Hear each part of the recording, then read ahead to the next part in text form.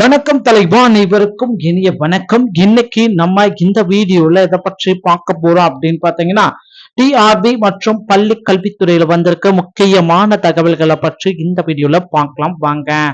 தமிழக பள்ளி கல்வித்துறையில பிஜிடிஆர்பி உடைய எக்ஸாம் அப்ளை பண்றத குறித்து தற்சமயம் வெளியிட்டிருக்காங்க. இன்னும் நீங்க பிஜிடிஆர்பி எக்ஸாம் அப்ளை பண்ணாம இருந்தீங்கன்னா உடனடியாக அப்ளை பண்ணி வச்சுக்கோங்க.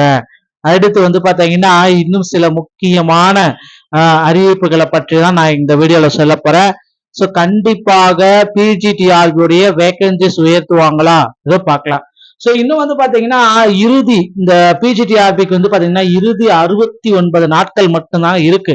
ஸோ இந்த 69 நாட்கள்ல நீங்க கண்டிப்பா படிக்க ஆரம்பிச்சா மட்டும்தான் இடைநிலை ஆசிரியராக உங்களால பள்ளியில அமர்ந்து 70,000 ரூபாய் சம்பளம் வாங்க முடியும். இல்லைன்னா ஆசிரியர் கனவு கிடையவே கிடையாது அப்படின்றத நிச்சயமா சொல்லலாங்க.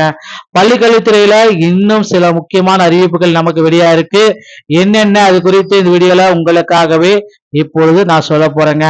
என்ன சார் இந்த பள்ளிக்கல்வித்துறையில என்ன அந்த மாதிரி ஒரு அறிவிப்புகள் அனைத்தும் வெளியா இருக்கு அப்படின்னு நீங்க கேட்கலாம். கண்டிப்பாக பள்ளி கல்வித்துறையில எல்லாருமே எக்ஸ்பெக்ட் பண்ண மாதிரி சில முக்கியமான அறிவிப்புகள் அனைத்தும் வந்துட்டே இருக்காங்க இருக்கு. நாளுக்கு நாள் ஆசிரியர் தேர்வு வாரியத்தின் மூலமாக கிட்டத்தட்ட நிறைய மக்கள் பயனடைஞ்சிட்டு வராங்க. சோ ஆசிரியர் தேர்வு வாரியத்துல தற்சமயம் தற்காலிக ஆசிரியர்களை நியமனம் செய்ய இருக்கிறதா தகவல் வந்திருக்குங்க. சோ ஒரு 13ல இருந்து ஒரு 15,000 ஆசிரியர்களை தற்காலிக ஆசிரியர்களாக நியமித்துக் கொள்ளலாம் அப்படின்ட்டு சில முடிவுகள் வந்திருக்கிறதுனால ஆசிரியர் தேர்வு வாரியத்துல ஒரு நல்ல செய்திகள் தினசரி வந்துட்டு தாங்க இருக்கு. இப்போதைய சிச்சுவேஷன் பிரகாரம் பாத்தீங்கன்னா பள்ளி கல்வித்துறையில பிஜிடிஆர்பி நோட்டிபிகேஷன் கொடுத்ததுனால இந்த பிஜிடிஆர்பி உடைய எக்ஸாம் போஸ்ட்போன் ஆயிட்டு புதிய தேதி அக்டோபர் 10, 12 தற்சமயம் வெளியிட்டிருக்காங்க. சோ அந்த பிஜிடிஆர்பிக்கு என்னதான் மார்க் எடுக்கணும், எவ்வளவு மார்க் எடுத்தா உங்களால போஸ்ட் போக முடியும், எல்லாமே நீங்க தெரிஞ்சுக்கணும். நம்ம சேனல்ல அடிக்கடி வாட்ச் பண்ணிட்டே இருங்க. சில தகவல்கள் அனைத்துமே பிஜிடிஆர்பி சம்பந்தப்பட்ட தகவல்கள் நம்ம சேனல் மூலமாக உங்களுக்கு உடனுக்குடன் தெரிவிக்கப்பட்டு வருதுங்க. ஸோ இப்போதைய சுச்சுவேஷன் பிரகாரம் பாத்தீங்கன்னா பிஜிடிஆர்பி எக்ஸாமுக்கு இந்த ஈக்குவலன்ஸ் சர்டிபிகேட் எல்லாமே வெப்சைட்ல விட்டுருக்காங்க. அது எல்லாமே நீங்க டவுன்லோட் பண்ணி அந்த ஈக்குவலன்ஸ் சர்டிபிகேட்ஸ் எல்லாமே நீங்க ரெடியா வச்சுக்கோங்க. இதுதான் ரொம்ப ரொம்ப இம்பார்ட்டன்ட். ஓகேங்களா? ஸோ இந்த ஏதாச்சும் நீங்க டிகிரிக்கு ஈக்குவலண்டா எடுத்திருக்கீங்க, அந்த டிகிரிக்கு ஈக்குவல் பிஎட் ஈக்குவலண்ட் ஏதாவது சர்டிபிகேட் இருந்துச்சுன்னா ஈக்குவலன்ட் ஃபார்மேட்ல நீங்க சைன் அப் எல்லாமே பண்ணி வச்சுக்கிறது பெஸ்டான ஆப்ஷன் அப்படின்னு நம்ம சொல்லலாங்க. அடுத்து பள்ளிக்கல்வித்துறையில இன்னொரு விஷயம் நடந்துட்டு இருக்கு. என்ன அப்படின்னு பாத்தீங்கன்னா ஆசிரியர் பெருமக்களுக்கு பாத்தீங்கன்னா ஒரு நல்ல செய்தியை ஆசிரியர் தேர்வு வாரியம் கொடுத்துட்டு இருக்காங்க. டெட் தேர்வு தாள் 1 மற்றும் தாள் 2 கொண்டான அறிவிப்பு ரெடி ஆயிட்டு இருக்கு.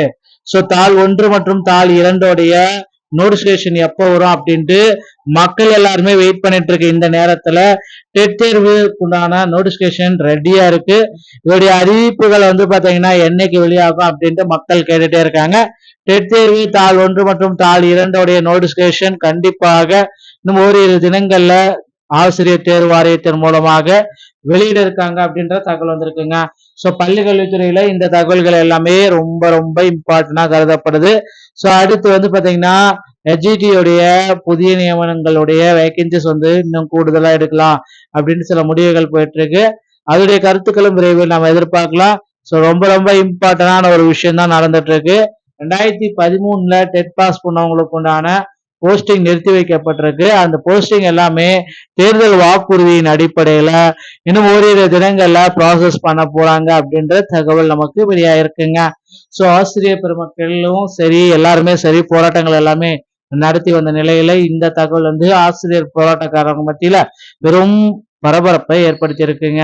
அடுத்து நீங்க எல்லாருமே எதிர்பார்த்த மாதிரி பள்ளி கல்வித்துறையில இந்த ஆண்டு மாணவர்களுடைய சேர்க்கை அதிகமா இருக்க பள்ளி கல்வித்துறை ஆசிரியர்கள் எண்ணிக்கை குறைவா இருக்கு. இதை பூர்த்தி செய்யணும் அப்படின்னா 25,000 ஆசிரியர்களை உடனடியாக எடுத்துக்கலாம். தற்காலிக ஆசிரியர்கள் அனைவருமே பள்ளி மேலாண்மை குழு மூலமாக எடுக்கப்படும் அப்படின்றத குறிப்பிட்டே சொல்லிட்டாங்க.